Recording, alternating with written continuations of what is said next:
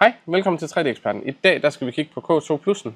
Den kommer med det her CFS-system, som man kan lave flerfarveprint.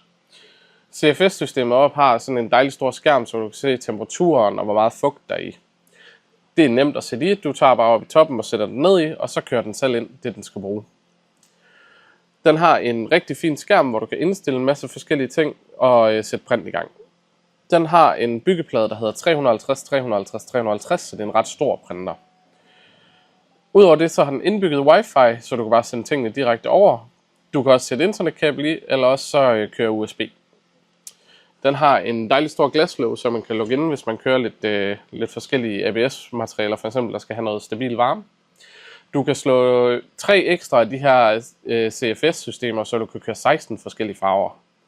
Det er virkelig en lækker printer at køre på linjer bearings op på selve hovedet deroppe, så den er mere stabil på hovedet. Det går hurtigt, det er nemt, og det er lækkert. Hvem vælger så sådan noget som K2'eren? Den er både for nybegynder, men også til folk, der laver prototyper og sådan noget i den slags. Det fede er, at den har størrelsen, og så farveskiftet, hvis man skal for eksempel have en prototype, hvor man skal have noget tekst på, men også til at lave figurer og sådan nogle ting.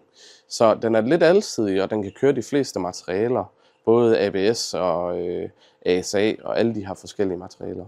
Så den er både til øvet, men den er også til dem, som skal bruge en prototypemaskine. Du kan se den ude på Amalienborgvej 57 i Nørresundby, og ellers hop ind på hjemmesiden 3deksperten.dk, så har vi den også derinde. God dag. Hej.